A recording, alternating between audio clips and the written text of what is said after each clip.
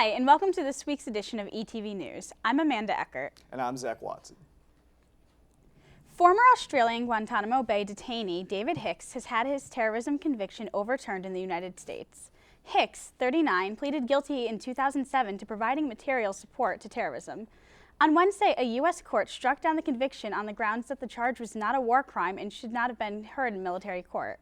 U.S. civilian courts ruled that the charge of providing material support for terrorism cannot be considered a war crime in cases that were brought before 2006.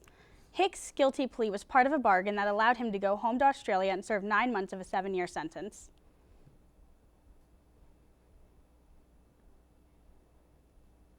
Willimantic police had quite the debacle on their hands on Tuesday morning when a robbery suspect pulls the knife on himself. 37-year-old Daniel Ashford robbed the Main Street Willimantic CVS on Tuesday morning. Police reported that Ashford attempted to slit his own throat upon their arrival at his Main Street home. Police are now trying to link Ashford at least 2 other robberies in town, one at Wyndham Wine and Spirits on Main Street and the other at the Main Street subway. Popular app-based taxi service Uber will be coming closer to Eastern than you may have expected. Mohegan Sun Casino announced Wednesday that Uber will be added to the list of safe transportation options to and from the Uncasville Casino. Using your smartphone, you can hail a cab, request a driver, and pay their tip right through the app. Mohegan Sun aims to make itself and the surrounding areas more accessible to their guests. Last month, Mohegan Sun announced their partnership with Blade, a round-trip helicopter flight between Mohegan Sun and New York City. These are just 2 of your many convenient options to travel to the casino safely. Bullying in America has been an epidemic for quite some time now. When the average person thinks of people who are bullies, they might usually picture being a teenager victimizing a young child.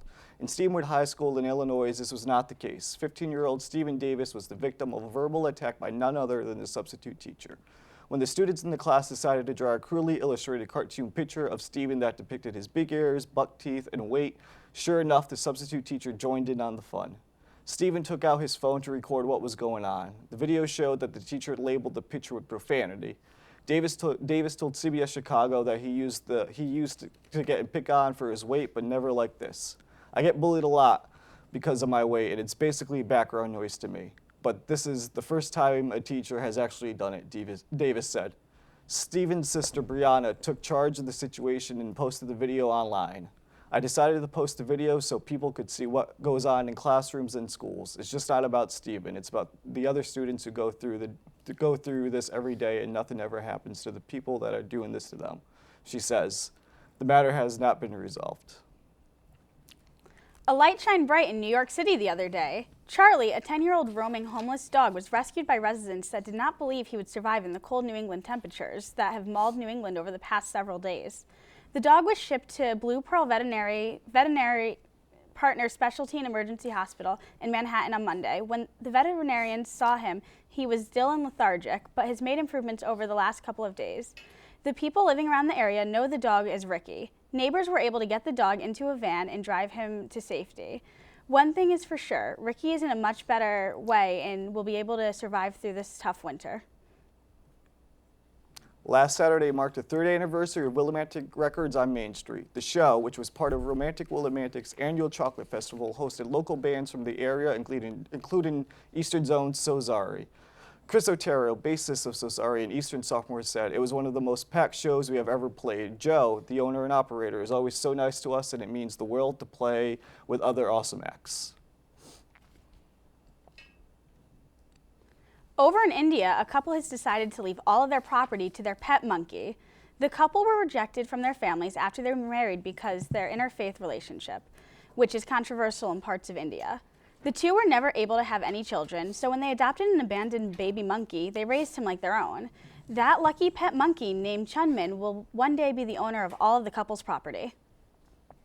All the snow cleanup is starting to take a toll on town budgets. Town officials in Tallinn says their cleanup funds are dwindling away. According to the town manager, $232,000 had been set aside for salt and supplies, but the last week they had to ask for another $75,000 and may need an additional $100,000 if the winter weather continues. The overtime pay is also becoming costly, causing several concerns. As college students, we all know baking can go with just about anything. And now it's being wrapped around pizza. Little Caesars has unveiled a deep dish 8-corner pizza that will have meat lovers' mouths watering. The bacon-wrapped crust deep dish pizza also comes with pepperoni and bacon sprinkled on top. Little Caesars says it plans to roll out the new item nationwide on February 23rd for a limited time. We may be getting closer to setting foot on the red planet. Earlier this week, not-for-profit company Mars One's narrowed down 200,000 applicants to 100. By 2024, the company hopes to send manned missions to Mars in an attempt to colonize the red planet. A pool of 24 applicants. 24 applicants will man 4 manned missions 2 years apart from each other. However, these missions are strictly one-way. A one-way trip from Earth to Mars is expected to take about 7 months. The program faces a major technological hurdle as well. Current technology is not yet capable of sustaining future settlers. A current study by MIT found that if these explorers are successful in reaching Mars and landing, with current technology, they would be able to survive 68 days of the Martian surface. And we'll be right back with Megan Saunders in this week's editorial.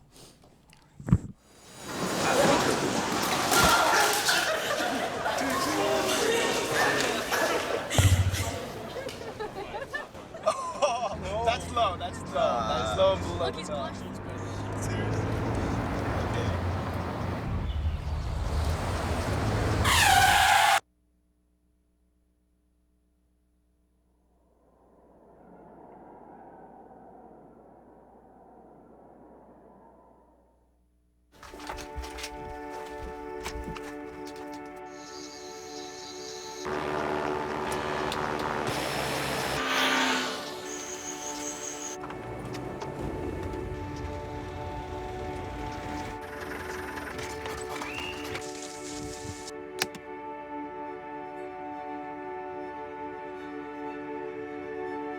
Jangan aku gitu.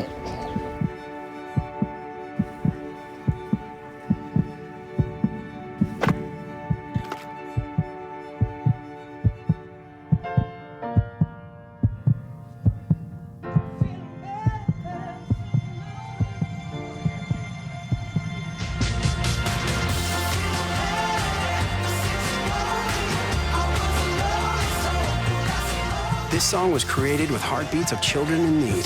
Find out how it can help frontline health workers bring hope to millions of children at everybeatmatters.org.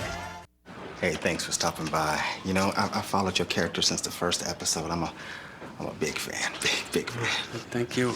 And listen, your storyline, it makes for incredible TV drama. Thing is, your drug use is very adult content. Too adult. Thing is, your drug use is very adult content. Too adult for the kids. So I'm gonna have to block you. Oh, man. Yeah. Well, have a good one. You're a nice lady.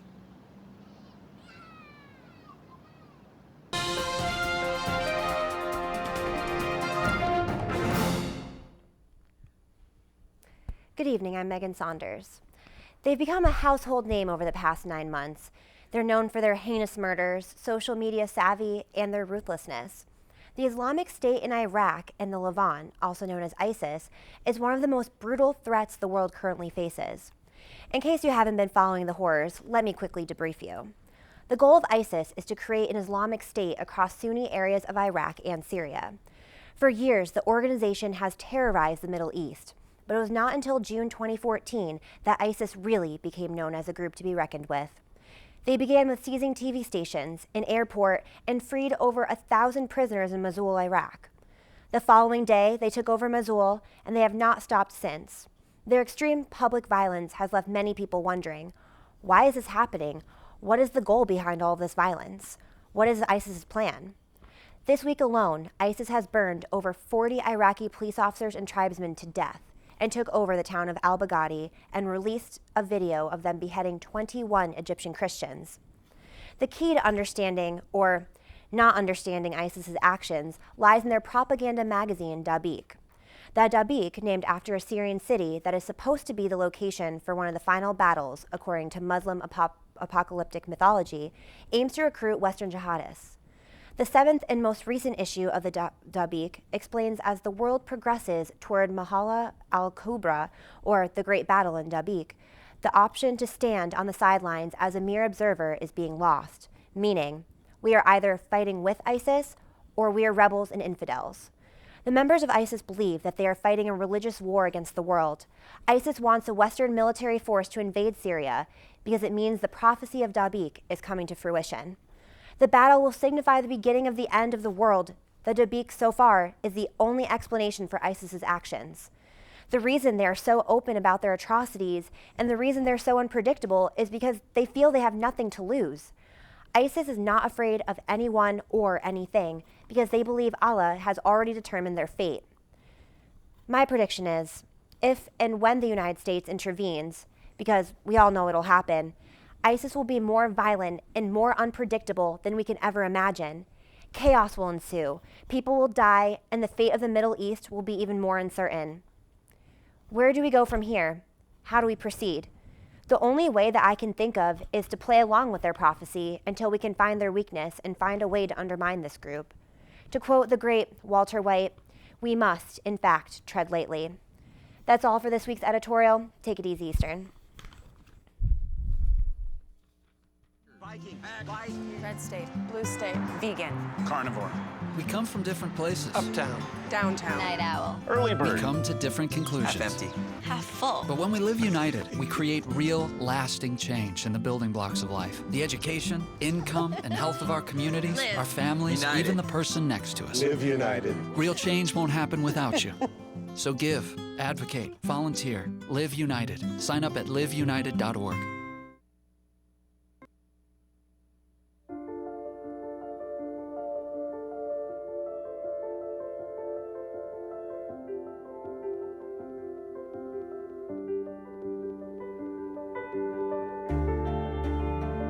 Body language. Without saying a word, it can tell you so much.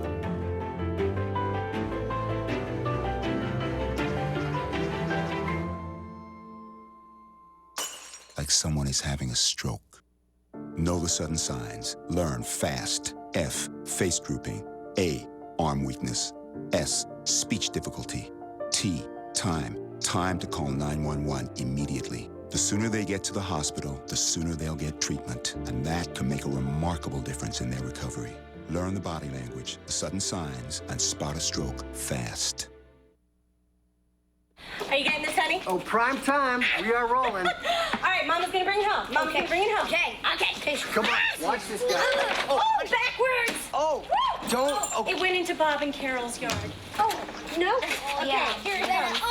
oh Mom! Challenge your kids to be active and eat healthy. All right, let's see what you can do.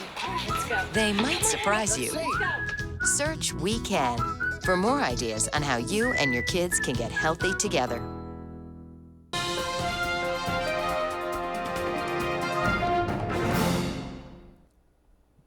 We'd like to wish you a happy Chinese New Year. Today is the start of the Year of the Sheep.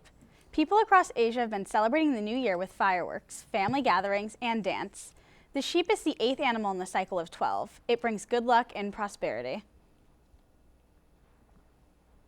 Are you looking to end hunger on both a global and local level? If so, People Helping People are looking for volunteers on March 2nd to help out at the convenient soup kitchen. An informal booth will be set up at the Student Center on March 2nd from 10:30 to 11 for students to learn more on hunger awareness.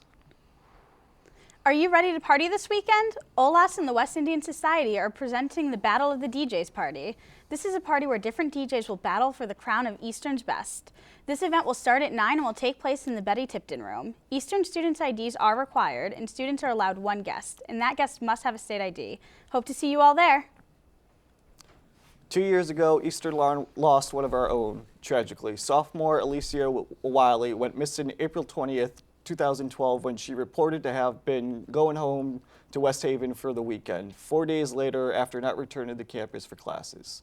She was reported missing. Last weekend, the main person in interest in her disappearance, her 30-year-old boyfriend, Jermaine Richards, was arrested and charged with kidnapping and murder of Alicia.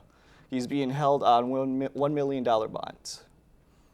Have you ever had an idea on how Eastern could improve your safety? Well, it's time for you to voice your opinion. On February 25th at 4 p.m. in Student Center Room 221, there will be a public forum to discuss Eastern's hazard mitigation plan.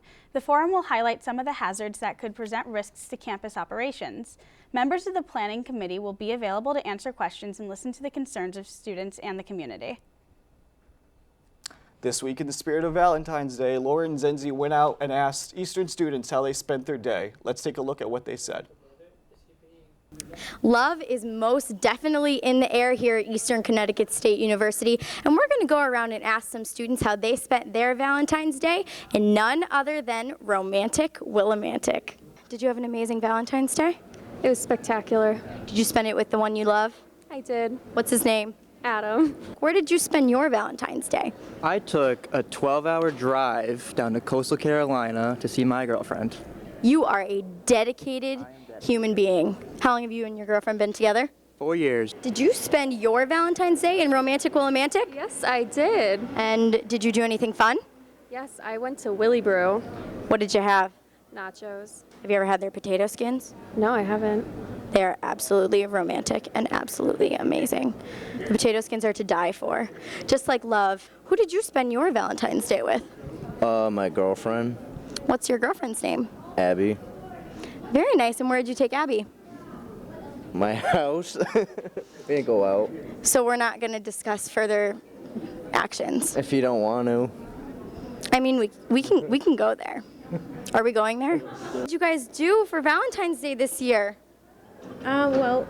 We went out to dinner in Willimantic. It was very nice and cold, but it was great. Did you truck it in the snow or did you drive? We trucked it. Wow. Oh my goodness. I wouldn't do that. I wouldn't do that for love. That takes a lot of love. And what did you guys do for Valentine's Day? Saw 50 Shades of Grey. Whoa, halt. How long have you guys been together? About a week. About a week ago, they got together right before Valentine's Day. Wow, perfect timing. Was it a great movie? No. You regret seeing it? Oh, very much. I'm so happy for you guys. This long weekend going so strong. I can see love. It is so exciting. I'm just gonna faint. I definitely felt the love in the air here at Eastern. Oh my goodness, there were so many amazing Valentine's stories. But that's all for ETV News. I'm Lauren Zenzi. Have a great night. Thank you, Laura. We hope everyone had a great time and spent Valentine's Days with their loved ones. On Friday, February 20th at 9 p.m., join CAB in the Student Center for Late Night Munchies. This event will have food being delivered every hour. Students can also take part in a tie-dye sock station, and Austin Renfro will be providing an acoustic performance. Students can also enjoy a showing of the Hunger Games, Mockingjay, at 10 p.m. in the Student Center Cafe. We are also sure that everyone's antsy to find out who the performer is for the spring concert. Be sure to attend this yummy event to find out. As always, be sure to check the events calendar online for more events on campus. Make sure to join CAB next week to watch the Oscar-nominated feature Interstellar. The movie is about a crew of astronauts that travel through a wormhole while searching for a new home for humanity. The film was directed by Christopher Nolan and features award-winning stars including Anne Hathaway and Matthew McConaughey. Students can see it for free in the Student Center Theater on Tuesday, February 24th. Attention all Eastern students. On Saturday, we wear pink. This Saturday is the Eastern men's and women's last regular home game of the basketball season, also known as senior night. There will be a ceremony before each game to honor all the senior athletes for their hard work and dedication. Come out and support your fellow Warriors as they fight to defend our school against the University of Southern Maine for one last time on our home court. Both teams will be wearing pink for Breast Cancer Awareness Day, so be sure you remember to wear yours. The women will play at 1 p.m. and the men will play at 3 p.m. right here at the Geisler Gymnasium. I hope to see everyone there, and go Warriors! Good evening. I'm Matthew Melillo here with Eastern Connecticut's first ever 5-day forecast. Let's see what's going on outside. Thursday's going to be windy with gusts up to 20 miles per hour. That's going to be a real harsh one with this snow out there. It's just going to be hitting you in the face every which way. It's going to be a high of 15 and a low of 0. It's probably going to get into the negatives with that wind. Come along Friday, look at that. That's going to be a little bit of sun, hopefully to come melt that snow. I'm sorry to inform you, though, it probably won't be because it's going to be a high of 17, with a low of 3. I know you guys don't want to hear this, but coming Saturday, there will be 80% chance precipitation with snow. I don't know what to tell you guys. It's just coming and coming. So you guys want to get those mittens warmed up, that hot cocoa hot. And guys, get those shovels ready because you're going to be out there for hours. It's going to be a high of 31 and a low of 25. Coming Sunday, it's a little bit promising. There's going to be some snow showers in the morning, but it's going to be raining also, which could be taking away some of the snow, which we really need. We will have to worry about some flooding because, where are we putting it all? It's going to be a high of 38. It looks like summer out. I know that, with a low of 22. Coming Monday, there comes that sun again. I can't wait to feel those warm rays on my face. It's going to be a high of 29 and a low of 17. That's all I have for you guys today here at Eastern's ETV. We'll be right back after these short messages with Bobby Reed with this week's sports.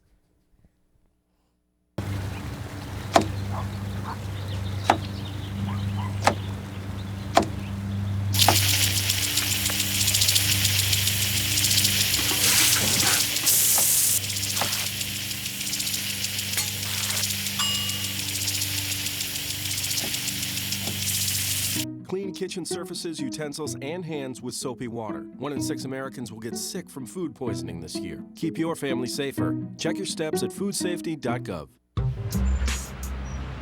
I'm one unlucky guy. The chance of being involved in a robbery is 1 in 757. The chances of being struck by lightning 1 in 750,000. Please fasten your seatbelts for unexpected turbulence.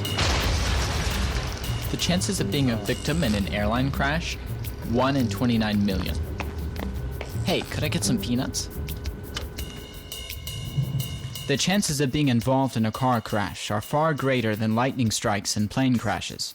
And if you are texting while driving, your risk of crash increases 23 times. Now, I may be an unlucky guy, but I don't have to be part of that statistic, and neither do you. Drive responsibly.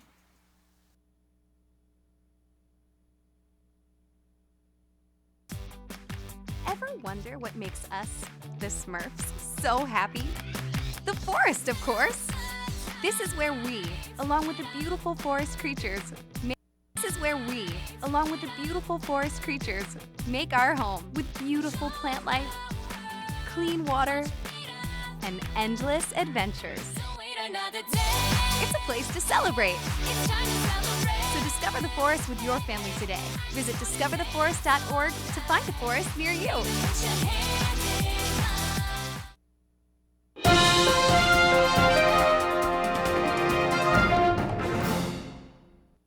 Good evening, my name is Bobby Reed and this is Eastern's Sports Update. When hockey fans think of long games, they may think of Game 4 of the Stanley Cup Finals in 1996 when the Colorado Avalanche beat the Florida Panthers after 3 overtime periods and more than 100 minutes of play. That game, however, pales in comparison to the charity hockey game played on February 16th just outside Edmonton, Alberta, Canada. 40 players took to the ice for a charity game that lasted 250 straight hours, or 10.5 days. The 40 players played through ever-changing weather conditions and injuries in order to raise money for the Alberta Cancer Foundation.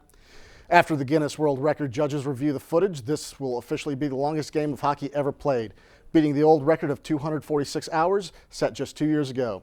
The event raised more than $800,000 for the Cancer Foundation. The Formula One governing bodies met in Geneva last Tuesday to discuss and deny proposed rule changes prior to the start of the 2017 season.